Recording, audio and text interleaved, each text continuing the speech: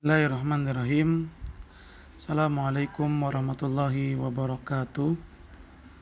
Alhamdulillah hamdan katsiran thayyiban mubarakan fi kama yuhibbu rabbuna wa yardha. Wassalatu wassalamu ala man la nabiyya ba'dah. Amma ba'd. Para siswa SMA Plus Liwaul Furqan, alhamdulillah pada kesempatan kali ini kita akan melanjutkan pembahasan bahasa Arab kita yang sekarang ini kita masih di jilid pertama dari kitab Nahwul Wadih. Alhamdulillah kita telah sampai pada bab al-mubtada wal khabar. Kita berdoa dan memohon kepada Allah Subhanahu wa taala, semoga Allah Subhanahu wa taala memberikan kepada kita kemudahan, kelancaran serta kesempatan dalam menuntut ilmu serta kemudahan dalam memahaminya, dan semoga Allah memberikan kita kemampuan dalam berbahasa Arab. Salawat dan salam semoga senantiasa tercurahkan kepada junjungan kita, suri tauladan kita, Nabi yang mulia Nabi Muhammad SAW, juga kepada keluarganya, kepada para sahabatnya, dan kepada orang-orang yang senantiasa mengikuti jejak sunnah beliau hingga hari kiamat. Allahumma la sahla illa ma ja'altahu sahla wa anta taj'alul hazana idza syi'ta sahla. Rabbi shrah li sadri wa yassir li amri wahlul 'uqdatam min lisani yafqahu qawli. Rabbana zidna ilman warzuqna fahman. Baik, kita lihat ke kitab Nahwul Wadih. Ini dia. Ada di halaman 36, bab al-mubtada'u wal khabaru. Bab mubtada dan khabar. Mari kita ke al-amthilah. Al-amthilatu, contoh-contoh. At-tufahatu hulwatun. As-suratu jamilatun. Al-jaryu mufidun. Al-qitaru sari'un. An-nazafatu wajibatun. Al-ardu mustadiratun. Nati ila tarjamah, kita lanjut ke penerjemahan. At-tufahatu, apel itu, hulwatun, manis. As-suratu, gambar itu, jamilatun, bagus. Al-jaryu, berlari itu, mufidun, bermanfaat. Al-qitaru, kereta itu, sari'un, cepat. An-nazafatu, kebersihan itu, wajibatun, wajib. Al-ardu, bumi itu, mustadiratun, bundar. Summa na'ti ilal bahthu, kemudian kita lanjut ke pembahasan. Al-amthilatus sabiqatu, contoh-contoh tadi, kulluha jumalun, semuanya adalah kalimat-kalimat. Wa kullu jumlatin, dan setiap kalimat, minha, dari contoh-contoh, murakkabatun, tersusun, min ismaini, dari dua kata. Wal ismul awwalu, dan kata benda yang pertama, fi kulli jumlatin, di setiap kalimat, huwallazi, dialah kata yang ibtada'na bihi, kita memulai dengannya, al jumlata, sebuah kalimat. Maksudnya bagaimana? Seperti ini.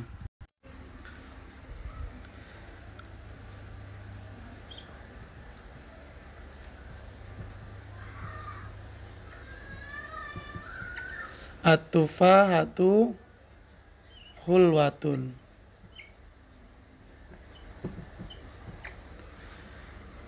Apel itu manis. Nah, kata apel adalah kata benda pertama yang kita memulai kalimat ini dengan kata tufaha. Itu maksudnya. Kita memulai kalimat ini dengan kata benda yang pertama. Kita lanjut membaca. Fahuwa lidzalika yusamma, oleh karena itu dinamakan mubtada. Karena tufaha adalah kata yang kita mengawali kalimat dengannya, maka tufaha disebut dengan mubtada. Tufaha ini disebut dengan mubtada. Kenapa disebut mubtada? Karena dia adalah kata benda terletak di awal kalimat. Dengan kata lain, jika ada kata benda terletak di awal kalimat, maka kata benda itu bisa kita sebut sebagai mubtada. Wa idza wada'na isba'ana 'alal ismi tsani, dan jika kita meletakkan jari kita pada kata benda yang kedua, fi kulli jumlatin, di setiap kalimat, fa akhfainahu, maka kita pun menyembunyikan atau menutupi kata benda yang kedua, an nazarina, dari pandangan kita, wa qara'na hakadha, maka kita pun membacanya seperti ini: at-tufahatu, as-suratu, al-jaryu. Fa innana natahayyar, maka kita akan menjadi bingung. Wa nas'alu anfusana, dan kita akan bertanya dalam diri kita, ma sya'nu tufahati, ada apa dengan apel, wa ma sya'nu surati, dan ada apa dengan gambar, wa ma sya'nul jaryi, dan ada apa dengan berlali. Walakinna, akan tetapi, idza rafa'na isba'ana, jika kita angkat jari kita, wa qara'na hakadha, lalu kita membacanya seperti ini: at-tufahatu hulwatun, as-suratu jamilatun, al-jaryu mufidun, istafatna, maka kita akan mendapatkan makna faidatan tamah, yang sempurna. Walladzi afadana, dan yang memberikan kita makna, huwal ismu tsani, adalah isim yang kedua, fi kulli jumlatin, di setiap kalimat. Huwallazi akhbarona, kata benda kedua dialah yang mengabarkan kita, bihalawati tufaha, dengan manisnya apel, wa jamalis surati, dan bagusnya gambar, wa ifadatil jaryi, dan bermanfaatnya berlali.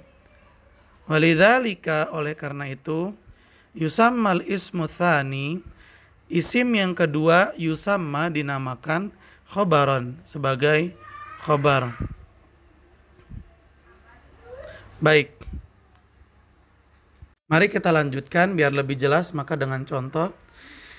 Dalam kitab dikatakan jika kita meletakkan jari kita pada kata benda yang kedua, nah yang ini misalnya begini, maka kalimatnya akan menjadi tufahatu saja, apel. Dan jika diterjemahkan, maka terjemahannya menjadi apel itu. Nah, dengan kalimat yang separuh itu, kita tidak mendapatkan arti atau makna yang sempurna. Dan jika kita angkat jari kita, lalu kalimatnya menjadi at-tufahatu hulwatun, yang artinya apel itu manis, maka dari kalimat ini kita bisa mendapatkan info makna yang sempurna. Apa makna yang sempurnanya? Bahwa apel itu manis. Dari mana kita mengetahui bahwa apel itu manis? Kita mengetahuinya dari kata benda yang kedua. Karena kita mengetahui info bahwa apel itu manis, dan kata benda kedua inilah yang menjadikan kalimat sempurna, dan dia yang mengabarkan bahwa apel ini rasanya manis, makanya kata benda yang kedua disebut dengan khobar, yang memberi kabar. Nah, dengan kata lain, kesimpulannya, mubtada adalah kata benda yang terletak di awal kalimat. Sedangkan khobar adalah kata benda yang memberitahukan ada apa dengan mubtada. Itu dia. Kita lanjutkan. Wa idza ta'ammalna, dan jika kita memperhatikan akhira kulli ismin, huruf terakhir setiap isim, minal ismaini, dari dua kata benda, dari dua isim, fi kulli jumlatin, dari setiap kalimat, minal jumali sabiqah, dari kalimat-kalimat yang tadi, wajadnahu marfu'an, kita akan mendapati kedua-duanya itu marfu. Kedua-duanya itu marfu. Apa itu marfu? Marfu itu adalah berkeadaan yang salah satu bentuknya berharokat dhammah. Atau dengan kata lain, untuk saat ini bisa kita terjemahkan bahwa marfu itu berharokat dhammah untuk saat ini. Ya. Jadi penjelasan paragraf terakhir itu bisa kita pahami dengan bahwa setiap kata benda dari kalimat-kalimat yang ada pada contoh, kita dapati semuanya itu berharokat dhammah. Artinya, ya ikhwan, bahwa mubtada dan khobar itu harus berharokat dhammah. Jika pakai alif lam maka dhammahnya dhammah biasa. Tapi jika tanpa alif lam maka harus dengan dhammah tanwin. Baik, di sini kita lihat nih.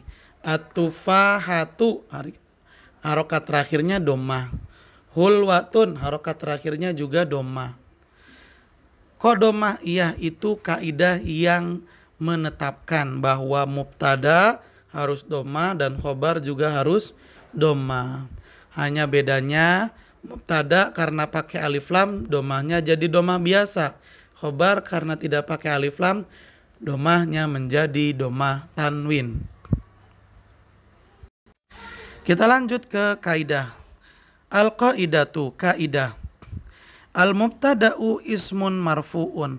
Mubtada adalah isim, kata benda, marfu, berharokat dhammah, fi awalil jumlati, pada awal kalimat. Mubtada adalah kata benda yang berharokat dhammah di awal kalimat. Al-khobaru, khobar, ismun marfu'un adalah kata benda yang berharokat dhammah, yukawinu ma'al mubtada, yang jika digabungkan bersama mubtada, jumlatan mufidatan, akan menjadi jumlah mufidah, akan menjadi kalimat sempurna. Dengan kata lain, khobar jika digabung dengan mubtada maka akan menjadi jumlah mufidah. Apa itu jumlah mufidah? Jumlah mufidah adalah kalimat sempurna, kalimat yang bisa dipahami dengan baik. Selanjutnya kita ke tamrinun fil i'rab halaman 39. Artinya latihan dalam mengi'rab. Al-awwal, yang pertama, namudhajun, contoh. Al-hujratu nazifatun. Kamar itu atau ruangan itu nazifatun, bersih. Apa i'rabnya? Bagaimana cara i'rabnya? I'rab itu adalah kita menjabarkan, menjelaskan kedudukan setiap kata dalam sebuah kalimat dengan bahasa Arab. Nah, ini dia contohnya nih. Al-hujratu mubtadaun marfuun, adalah mubtada yang berharokat dhammah. Nazifatun, nazifah, i'rabnya khobarun marfuun, khobar yang berharokat dhammah. Baik, kita i'rabkan yang ada di papan tulis. At-tufahatu hulwatun. Apa i'rabnya? I'rabnya adalah at-tufahatu mubtada marfuun, mubtada yang berharokat dhammah. Sedangkan hulwatun, hulwatun adalah khobar marfuun juga, khobar yang berharokat dhammah. Itu dia ya ikhwan, pembelajaran kita pada bahasa Arab dengan menggunakan kitab Nahwul Wadi jilid 1 pada bab mubtada wal khabar. Nah, selanjutnya tugas untuk kalian kerjakan adalah silakan kalian i'rab dua kalimat yang ada pada halaman 39 ini. Yang pertama, as-sayyaratu sari'atun, artinya mobil itu cepat. Yang kedua, al-kittu alufun, kucing itu jinak. Silakan dua kalimat ini kalian terjemahkan, lalu kalian kumpulkan lewat Google Classroom. Para siswa SMA Plus Liwaul Furqon yang belum bergabung ke Google Classroom, kelas yang sudah Ustadz buat yaitu kelas bahasa Arab, kelas 11 Alif dan Ba, silakan digabung. Silakan bergabung, kodenya sudah dikirimkan oleh wali kelas kalian ke grup WhatsApp. Segera bergabung agar kalian bisa mengerjakan tugas dan mengumpulkannya. Baik, mungkin sampai di sini perjumpaan kita untuk pertemuan pertama ini. Mungkin sampai di sini. Insya Allah di pertemuan berikutnya kita akan membahas 2 atau sampai 3 bab. Ya, biiznillah 2 atau sampai 3 bab. Tapi jika pembahasannya panjang mungkin hanya cukup sampai 1 bab. Mudah-mudahan apa yang kita pelajari bermanfaat buat kita. Mari kita akhiri dengan membaca doa kafaratul majlis. Subhanakallahumma wa bihamdika asyhadu an la ilaha illa anta astaghfiruka wa atubu ilaik. Billahi taufiq wal hidayah. Assalamualaikum warahmatullahi wabarakatuh.